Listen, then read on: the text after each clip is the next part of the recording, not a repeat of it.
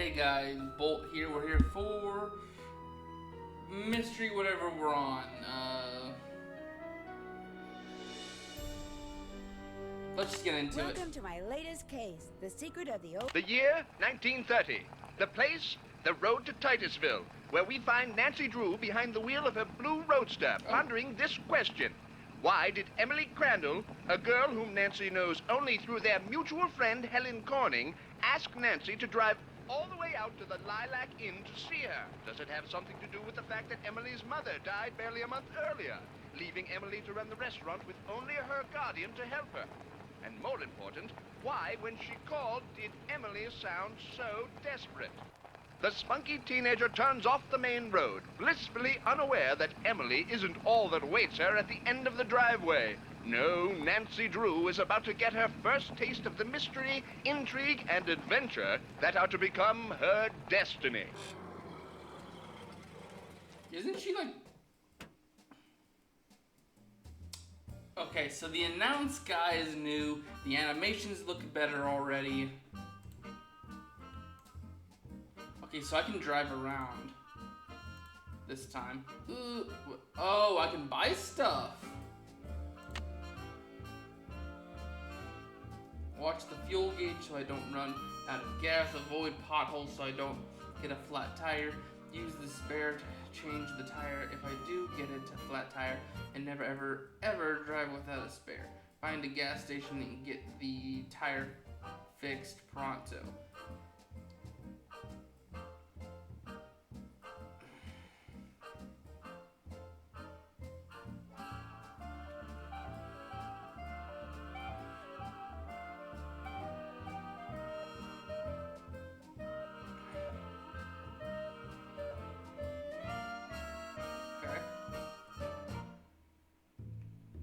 Alright, so we have to actually do some car maintenance. I'm finished with that. Okay, so we need to go talk to Emily. For some reason the volume's down, but it sounds like it's alright-ish now. Oh, okay. So this is probably what I'll,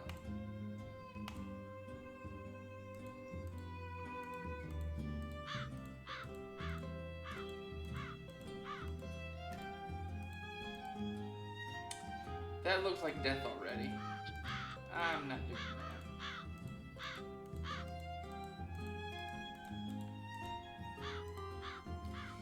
that. Well, hello. I'll bet my bloomers you're Nancy Drew. That's right. Are you Emily's guardian? You got it. I'm Jane Willoughby. I'm Emily's guardian, but only for the next 3 months until she turns 18. Then she's on her own. It smells like someone's been baking pies. Pies are the Lilac Inn specialty. We get orders from all over. Oh, that reminds me, your father called. You're supposed to call him. You can use the coin phone on the porch. Emily didn't say anything about you coming until just this morning. Is it okay that I'm here? Don't get me wrong, she can invite anybody here she wants. It's just that she's gotten so darn forgetful lately. Is she all right? Well, now, that's hard to say. She misses her mom, that's for sure. So do I. Gloria and me, we were best friends, you know? The two of us ran this swell little dress shop over in Capital City. But then she got hitched and I didn't. And the next thing I know, she's writing me saying it would sure take a load off her mind if I could take care of her little girl should something ever happen to her. Emily's father? Died in the war. Cantigny, I think. Anyway, I couldn't say no. I mean, what are best friends for? I just wish I knew how to help Emily. Okay, so they are setting up the period that Nancy is from a lot better than previous, because she was like all over the place, like, oh, I have vacation here, vacation there, and the fact that this is like the father had to be within this war they're talking about, probably World War II. I can't remember the time period. They just said it. I think it was the 30s. So probably World War II. And this sets up that, like, they're probably going through a pretty bad depression. But the fact that Nancy's all over the place, so she's probably coining in on a lot of friends to do a lot of this stuff. You make it sound like she's in some kind of trouble. She's been acting so... Look, go talk to her. She probably just needs to spend some time with a bearcat like you instead of some dumb Dora like me. Go on up, she's in her room. Just make like a Boy Scout and be prepared. I really like that character. That's probably her and the mom.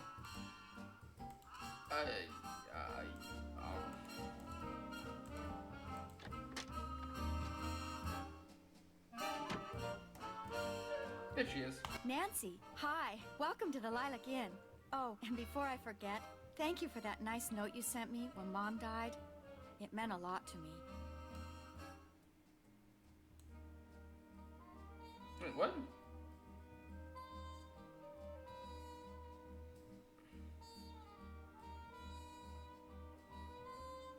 Well, I lost my mom too, years ago. I kind of know how you feel. You and I may not be best friends or anything, but you're still one of the nicest people I know. That's not a good line to tell someone. Well, thank you. That's why I'm hoping you'll do me a favor. A big favor. You and your dad. What kind of favor? Shh! What's wrong? I thought I heard something. Your father has a safe, right?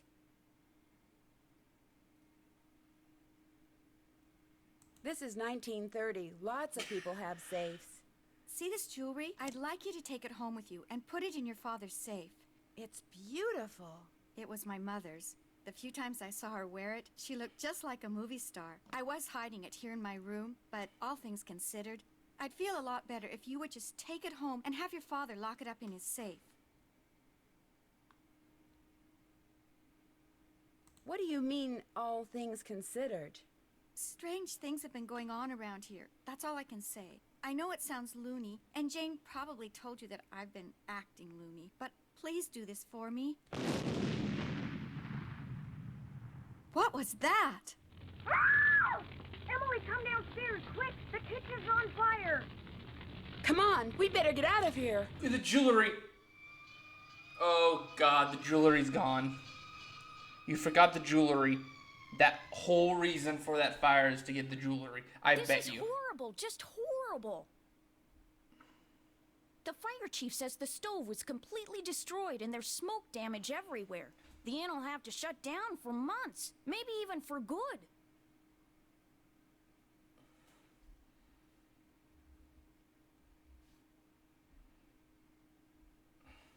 Does he know what caused the explosion? It looked to him like one of the burners on the stove had been left on. The flame either went out or was never lit, but anyway, something made a spark and boom. He said insurance companies are very reluctant to pay out when things look hinky, and that's when times are good.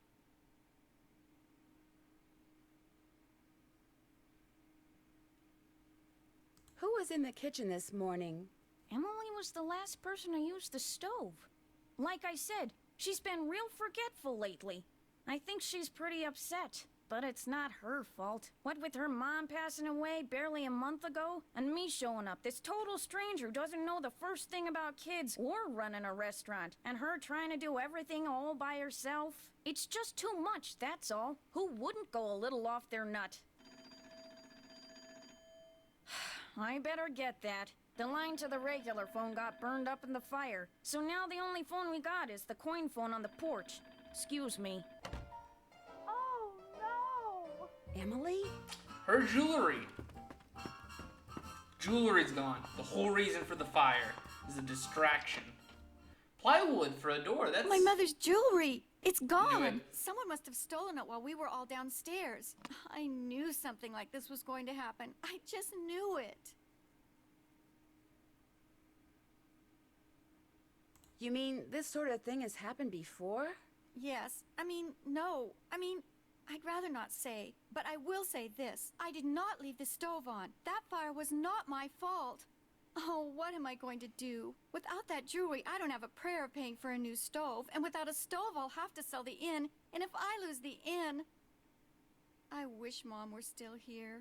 I wish Josiah Crowley had left us the money like he always said he was going to. That's what I wish. Who's Josiah Crowley? He was this old man that lived next door. He died last year. He spent most of his time here at the inn, and he led my mom and me to believe that he'd left a lot of money for us in his will. He gave us a clock, and afterwards, he'd always point to it and get this little twinkle in his eye and say, "Time will tell." But when they finally found his will, he didn't leave us a penny. Because it's in the clock. Oh my gosh. Just hearing that sentence and that explanation, I'd be like, he left you probably a fortune.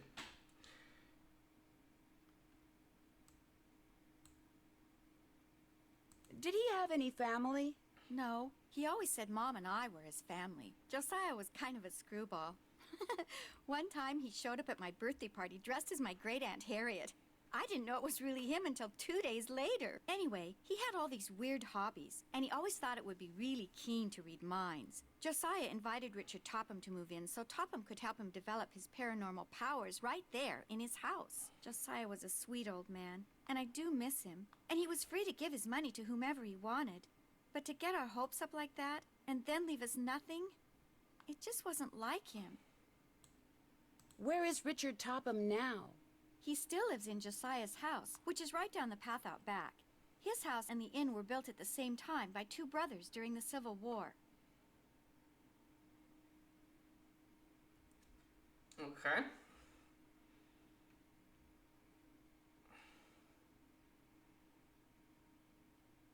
So the two brothers are probably something I'm going to have to read up on. I'm going to have to definitely watch my video after this. How many people knew you kept your mother's jewelry in here? No one. Well, Jane, my guardian, she knew, but I didn't tell anyone else. Was your mother's jewelry insured? Gosh, I forgot about that. I don't know. Jim Archer, I bet he'd know. He's our banker. I guess I should go talk to him. Not one of your favorite people, huh? Oh no, Mr. Archer's very nice. I mean, for a stuffy old banker. I'm just so bad at business things. And Jane, my guardian, she tries hard, but she's no good at it either. Maybe you could go talk to him. Please? It would be such a big help. Sure. He runs the Main Street Bank. You can't miss it. I'll call him and tell him you're coming. I'll be back in a little bit. Don't forget to call your father. Okay, so I have a father to talk to. I got this. I don't know if I can get to the old man because of the other thing. Drop a nickel into the slot, please. Hello? I said... Drop a nickel. There we go. Now, how may I be of service? I'd like to talk to Carson Drew. His number is KL57187. Hang on a minute. Carson Drew speaking. Hi, Dad. Well, I see you got to Titusville okay. The car ran like a top. It ought to. That's a fine car. You treat it well, it'll treat you well. I was told that you wanted me to call. I need to get some documents from a colleague over there. I thought since you were in the area, you could pick them up. Save him paying postage. Sure. What's the address? He said he'd just leave them for you at the telegraph office. Just drive into town and look for Tubby Telegrams. He said you can't miss it. Will do. These papers are extremely important, Nancy. I will pick them up, Dad. Good. Remember, watch your gas gauge and get gas when you're low so you don't run out. And try to avoid potholes. The more you hit, the likely it is you'll wind up with a flat. Yes, Dad. And if you do get a flat, take it off and put on your spare, and then head straight to a gas station and get it fixed. Yes, Dad. All right, lecture over. Have you found out why Miss Crandall asked you to visit?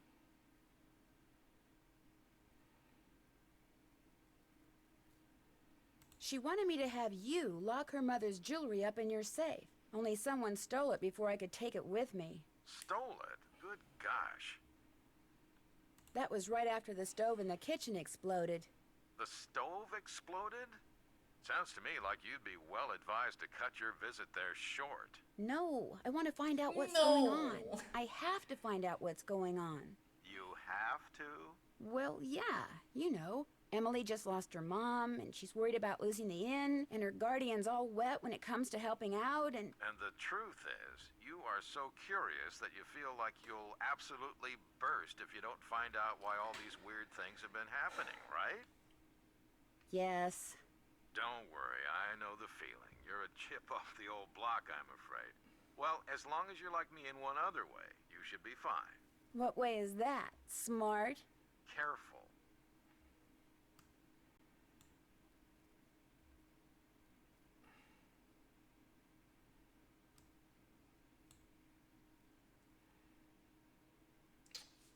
I don't need to know Bye, any of Dad. those two Bye-bye. things. I personally deal with.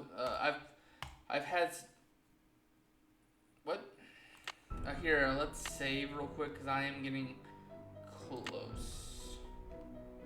I'm getting close to my time.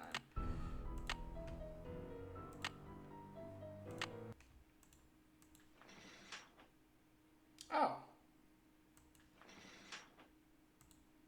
So pies. Hopefully she has no hunger meter. So this path, I'm guessing, is what I'm supposed to be. Oh. Got it. Looks like someone recently had a key appraised.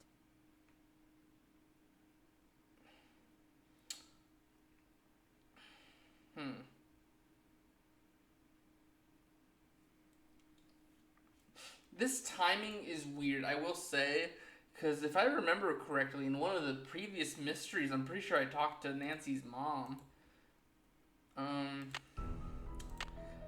Before I go and die...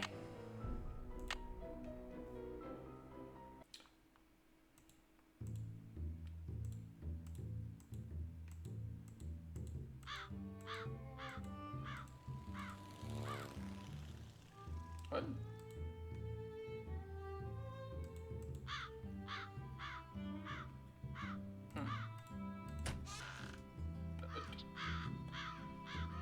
Okay. Over here, Miss Drew. Find the toy mouse and give it to Yuri, would you please? Otherwise, he'll just keep meowing. He hates strangers.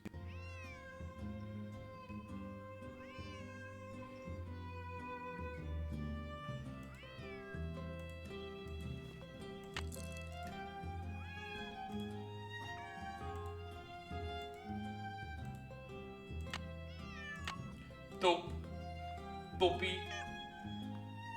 There you go. There you go.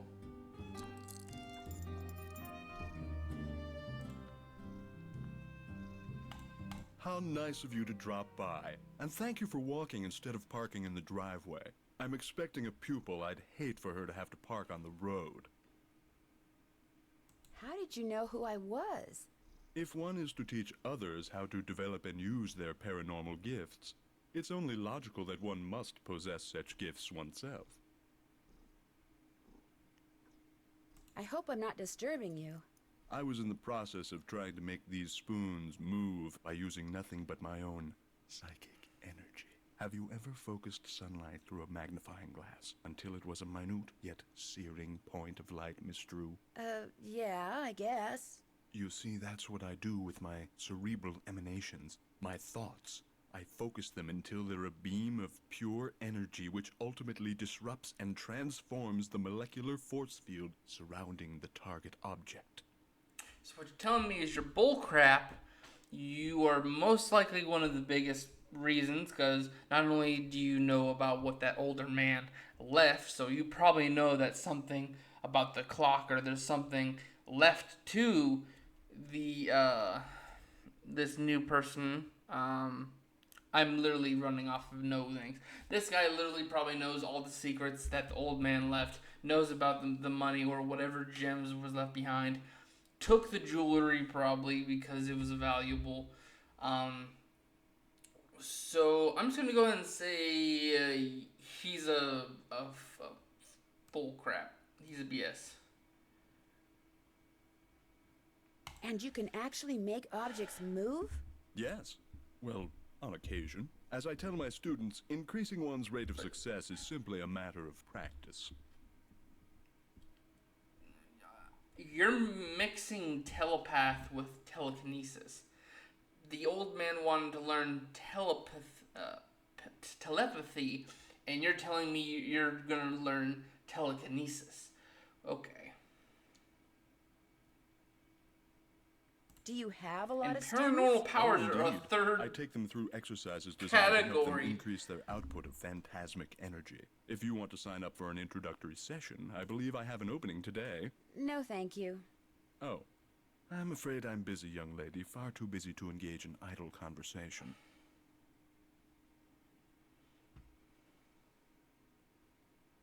When would be a good time for me to come back? I'll be blunt, Miss Drew.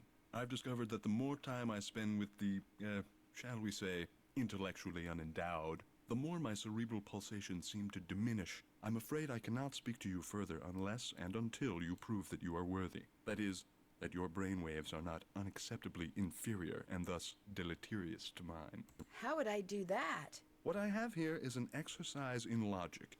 If you can discern the correct solution, then I'll know that conversing with you will do me no psychic harm. You may take it with you. Good luck and good day. Cool, so let me save real quick. So basically, I gotta BS my way through this thing. What do you mean?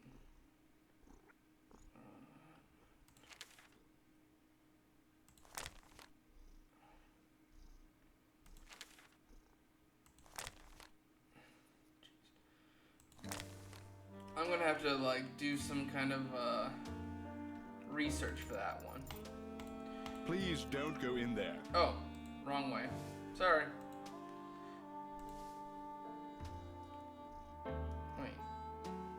Well, I'm not even supposed to be looking. Anyways, I'll see you guys in the next one. This is the first of the series, so I usually cut this one short. Not to mention I do have to get ready for work here soon, so I do have to get at least one more video done for Bolt. So I'll see you guys in the next one. Bye-bye.